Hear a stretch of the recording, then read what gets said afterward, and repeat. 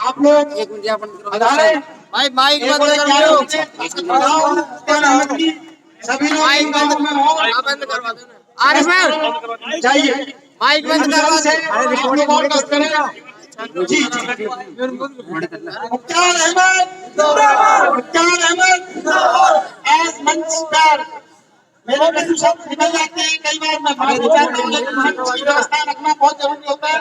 आज सब लोगों ने सहयोग किया, उसके लिए मैं शुक्रिया अदा करता हूँ। Thank you. मुस्तफा रोल। मुख्तार जी, आज चंदूकला गांव में एक जनसभा को संबोधित किया है, लोग यहाँ पर जुड़े हैं।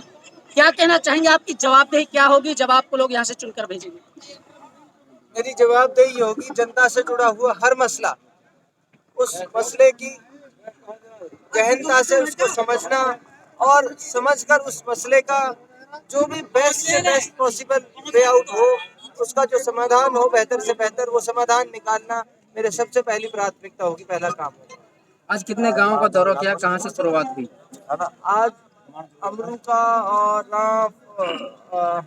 मधेपुरा ऐसे करके डांसपुर रायब का ऐसे करके 10-15 गांव हो चुके हैं। अभी 10-12 गांव और हैं जो हमें करने हैं। लगातार जनसंपर्क जारी है, किस तरह से जनता का सहयोग मिल रहा है? वो आप देख रहे हो, लोगों का प्यार, लोगों का जिस तरह का सैलाब बढ़ रहा है, जन सैलाब, उससे दोनों पार्टियां घबराई हुई हैं। दोनों पार्टियों ने जिन लोगों को भेजा है यहाँ, वो पूरी तरह नाकाम साबित हो गए हैं। पूरी तरह नकार दिया है जनता ने उनको 100 के 100%। और मैंने पहले भी कहा, फिर कह रहा हूँ, दोनों में अब तो गठजोड़ चल रहा है, दोनों में साजिश चल रही है, नूरा कुश्ती चल रही है कि दोनों मिलकर चुनाव लड़ रहे हैं।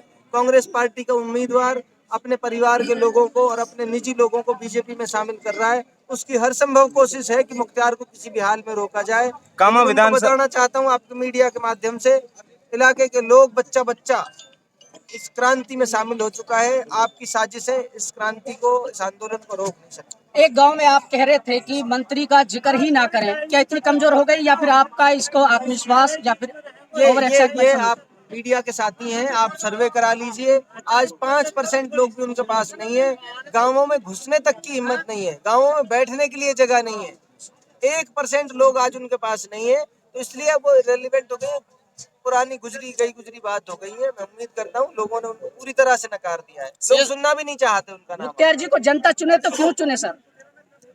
जनता तो चुन चुकी है मुख्तार जी को, क्यों चुना है ये जनता से पूछे कि क्यों शेर चुना साहब है। लगातार जनता बेहतर बता सकती है कि उन्होंने मुख्तार को क्यों। शेर साहब लगातार आपका जनसंपर्क कार्यक्रम, रैलियां बस्तर जारी है। आपने कहा भी है चुनाव आयोग कह रहा है कि भाई कहाँ से पैसा आ रहा है, क्या कहेंगे इसको लेकर? पैसा कहाँ से आ रहा है, इतना मैंने पैसा कहा ना, अभी जिस तरह से लोगों से मैं संवाद करता हूँ, लोग इसको अपना काम समझते हैं।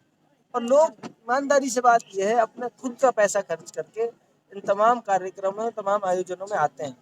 लोगों को इस पूरी आंदोलन के अंदर सबसे महत्वपूर्ण चीज जो महसूस हुई, लोग अपना काम समझकर इसमें इस तरह जुड़ गए हैं कि मुख्तार चुनाव नहीं लड़ रहा, वो खुद चुनाव लड़ रहे हैं।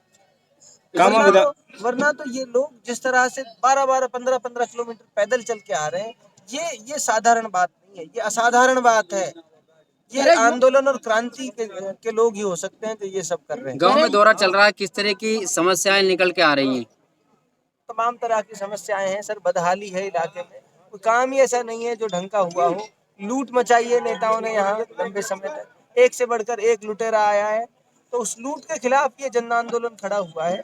वरना तो 30 साल के एक नौजवान के पीछे इतनी बड़ी ताकत में, इतने बड़ी तादाद में लोग नहीं होते। आप ये देखिए, इस कोने से लेकर उस कोने तक, उस कोने से लेकर इस कोने तक, कोई ऐसा जिम्मेदार, और हमारे यहाँ खाप और पालों का सिस्टम चलता है, तमाम खाप और पालों के चौधरी, तमाम खापों के जिम्मेदार आज मेरे साथ बैठे हैं, इस मंच पे बैठे हैं। तो इतना बड़ा जन समर्थन, इतनी बड़ी तादाद में लोगों की एक्सेप्टेंस, उनकी स्वीकार्यता ये बता रही है कि वो मुख्तार को अपना नेता मानते हैं। अच्छा, ऐसा कहा जा रहा है कि नौजवानों में जोश भर के उनको हथियार बना करके राजनीति को आगे बढ़ाया जा रहा है। यार जाहिर सी बात है, हथियार बनाना और ये सब बातें करना, नौजवानों को एहसास कराना, मैं इसको दूसरे तरीके से देखता हूँ। मैं ये मानता हूँ नौजवानों को ये एहसास दिलाना कि आप बहुत बड़ी ताकत है, आप बहुत बड़ी ताकत के रूप में आपको उभरना चाहिए, आप बहुत कुछ कर सकते हो, उनको ये एहसास दिलाना। उनको उनके अधिकारों का पता होना और उनके दायित्वों का पता होना बहुत जरूरी है। अब नौजवानों को अपने अधिकारों का पता चल गया है, उनको लोकतंत्र की ताकत का पता चल गया है, इसलिए वो बड़ी तादाद में सामने आ गए। कामा कुश्ती दंगल के नाम से मशहूर है कामा, लेकिन चुनावी दंगल की हम बात करें, दो महिलाएं हैं, उनके सामने एक नौजवान है, क्या उनको टक्कर दे पाएंगे महिलाओं को नौजवान? देखो, महिला और पुरुषों की बात नहीं है, बात उम्मीदवारों की है। पुरुष हो महिलाएं हो, बहुजन समाज पार्टी से भी एक उम्मीदवार हैं, MIM से भी एक उम्मीदवार हैं, वो भी पुरुष हैं। दोनों महिलाएं मजबूत पार्टी से हैं, कांग्रेस से, बीजेपी से है क्या? मजबूत कुछ भी नहीं है। कांग्रेस पार्टी के उम्मीदवार चौथे नंबर पे आएगा, इससे मजबूत कहाँ हुआ। आपको मौका मिलता है कामा से, किस तरीके से रूपरेखा तैयार की जाएगी दिशा और दशा बदलने के लिए कामा की? देखो, जैसे मैंने मंच से भी कहा, हमारी अभी से टीम हर गांव की अलग समस्याएं हैं, हर गांव के अलग मसले और मुद्दे हैं। उन मुद्दों को, उन मसलों को ढूंढने के लिए गांव बेसिस पर मैनिफेस्टो तैयार कर रहे हैं हम। हर गांव की अलग समस्याएं हैं और उन समस्याओं को सबके समाधान भी अलग होंगे, जाहिर सी बात है। तो हर गांव की समस्या को पता करने के लिए उसके पॉसिबल आउटकम ढूंढे जा रहे हैं कि हर गांव की कैसे कैसे समस्याएं, क्या उनके समाधान हो सकते हैं। इसलिए हमारी टीम अभी से काम कर रही है, लोगों के बीच जाकर बहुत सीक्रेट तरीके से लोगों की समस्याएं जान रही है और ये पता करने की कोशिश करते हैं कि लोग चाहते क्या है, हमसे क्या उम्मीदें रहेंगी। जैसे अभी मात्र 10 से 15 दिन में विधानसभा का रिजल्ट आ जाएगा, 15 दिन बाद हमारा काम शुरू हो जाएगा।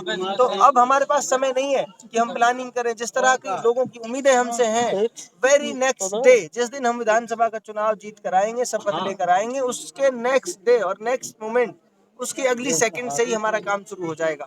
इसलिए हम अभी से वो सारा डेटाबेस कलेक्ट कर रहे हैं कि हमको जब काम अगले सेकंड से करना है, शपथ लेते ही अगले सेकंड से हमें काम करना है, तो हमको पता होना चाहिए कि हमको किस तरीके से और किस दिशा में काम करना है। उसके लिए हम अभी से डेटाबेस तैयार करते हैं। कामा विधानसभा से कई प्रत्याशी मैदान में, अपने आप को कहाँ देखते हैं सर?